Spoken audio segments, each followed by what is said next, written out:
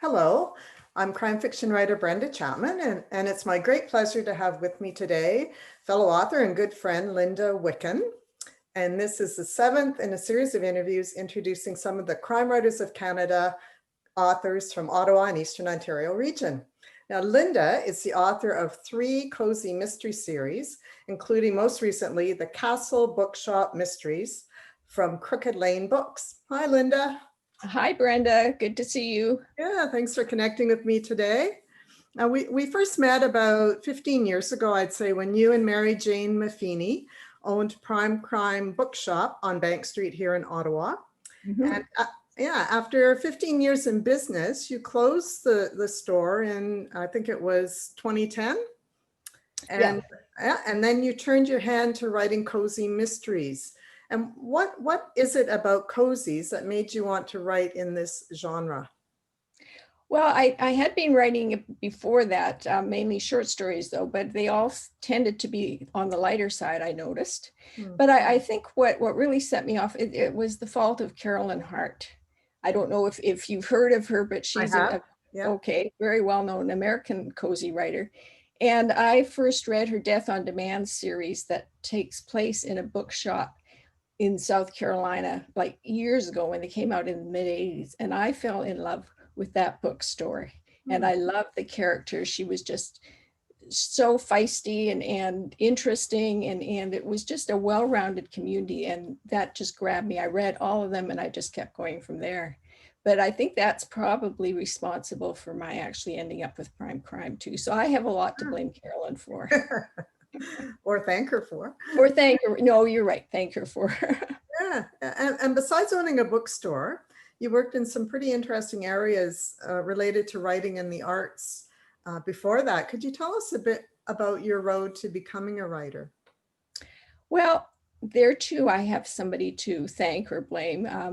When I was in grade 8, I wrote a book, which went on like, if I had continued it would be like 4,000 pages, I'm sure.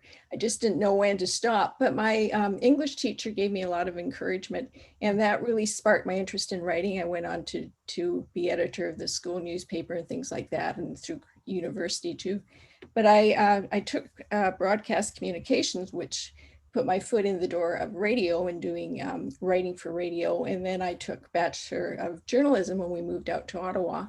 And so I've always been in that end. I've done some freelance writing along the way, and I've worked for newspapers and radio, as I mentioned. So I've always had an interest in writing. Yeah, you have a great career in journalism and get to writing fiction. So you're also one of the members, original members of the Ladies Killing Circle. And could you tell us how this group of women got together, and are you still meeting? We met with the formation of Capital Crime Writers. So like that was what, now it's going close to 30 years ago, I think. And we were the original members, some of us, and critiquing groups were started from within the main body. And we formed a critiquing group after a few ins and outs and people dropping in and out. There were 6 of us, Audrey Jessup, Joan Boswell, Mary Jane Maffini, Vicki Cameron. Who am I missing? No, she wasn't one of the original.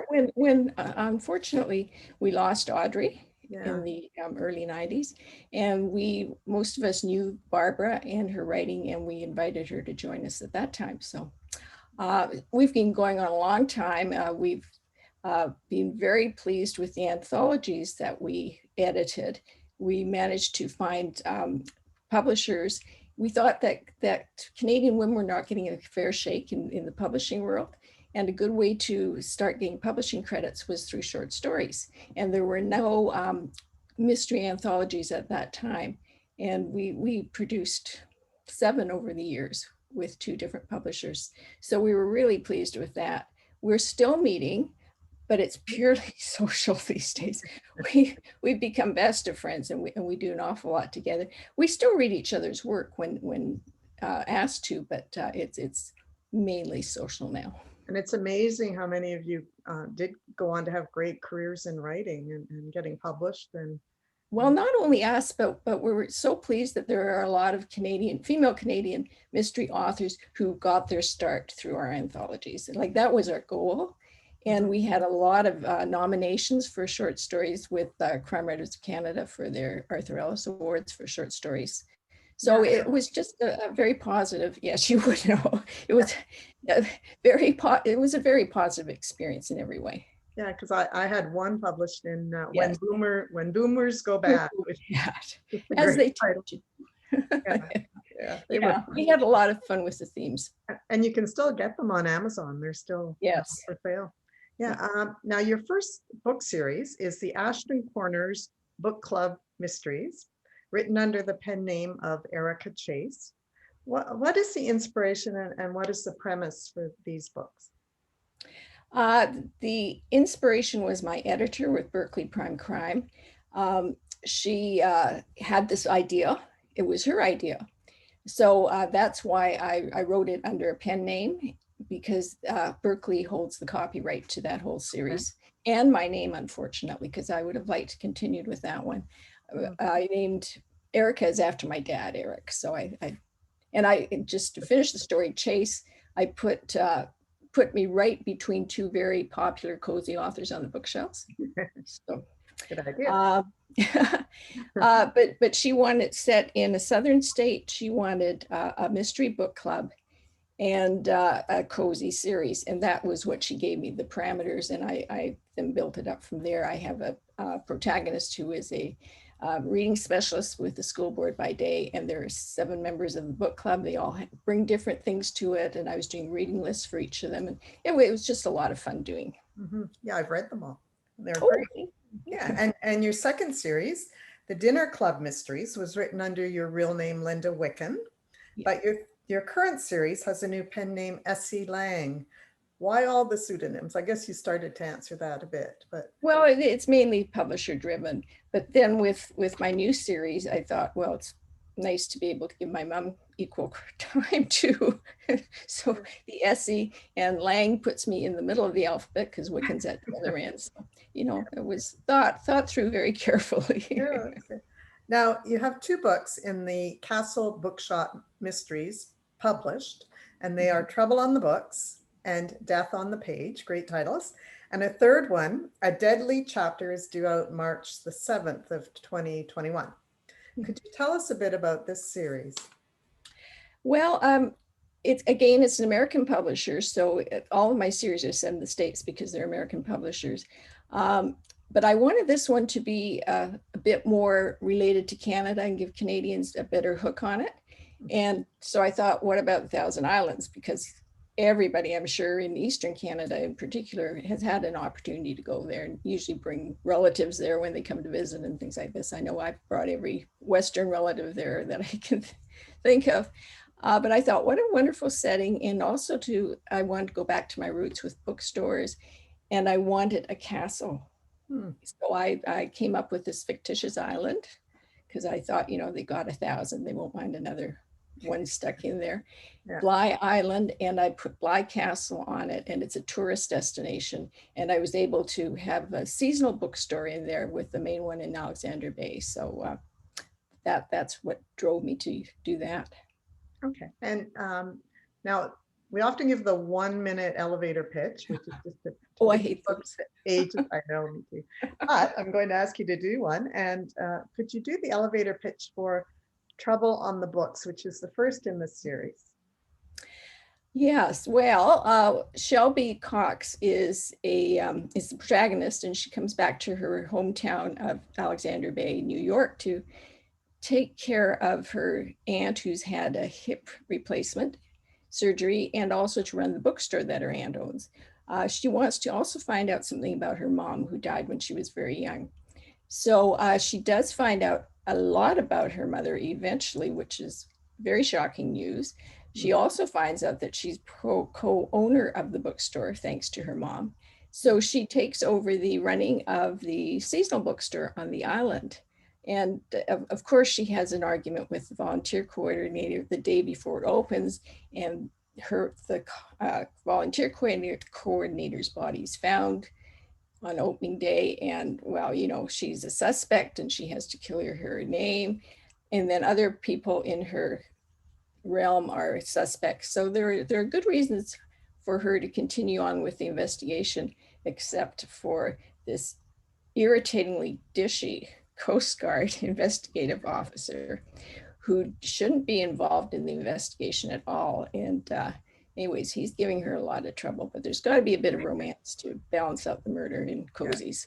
Yeah, there's a lot of romance in the cozies, isn't there? There is, and I think that's the reason why, because murder is such a horrible topic, a treacherous topic, really, even though we don't go into a lot of details about the murder itself. But there's cozy readers want to have something cozy, something warm to envelop them while they're going through this mystery. They love the solving the mystery, but they also want to have something to hang on to, some stability, something warm. Some goodness. Goodness, that's it. Yeah. Yeah. Goodness, hope, and community. Yeah. Those are big. That's why I like a bookshop or yeah. Is in there. Now, what are you working on now, Linda? I'm taking a bit of a hiatus. I'm dealing with some medical issues, but I want to write a standalone story set on Vancouver Island. And it'll be a cozy, or well, it won't be a real cozy, it'll be an amateur sleuth. So a bit more on the serious side. But I've had this idea for quite a while, and I'm thinking this is a good time to get more involved with it and think about it and actually write it. Yeah. Are you done the latest series? I know there's 3. Yeah. No, I've had some medical issues that I've had to deal with, and it sort of pulled me away from writing for a while. So like I say, I'm sort of giving myself a break, and I'm thinking about this other area now. And I thought, what better time to do it? New project. Especially if I can't go anywhere. Yeah, exactly. The pandemic is keeping us home. Yes. I'm going to end with some snapper questions just to find out a little bit more about you. And yeah, so where did you grow up? New Westminster, BC. And what brought you to Ottawa? That's not in my former husband, he was with the Agriculture Canada at that point, and they moved him here, and it became Environment Canada when we moved here. So and then you put down roots. That was like over 45 years ago. Oh, does that give you a child bride? Do you have any other hobbies or interests? I love choral singing. I just love it. And I'm hating not being in a choir during this time. Yeah, you traveled all over Europe too, didn't you? Yeah, I've had some amazing experiences. But and I've also started dabbling with acrylic paints. So I've just recently moved, and once I can actually find my way through this thicket of boxes and things, I will set up an easel and get started. Yeah. Okay. What's the last book you read or are reading?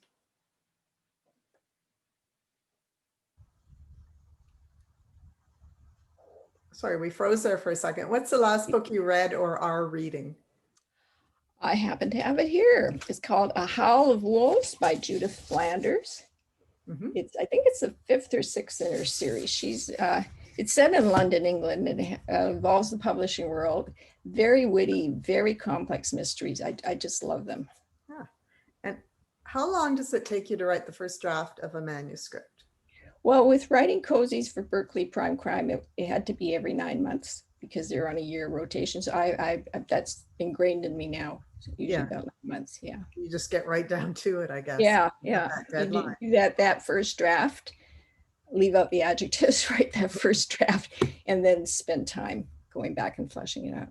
And where do you most enjoy spending time away from Ottawa when we're allowed to travel?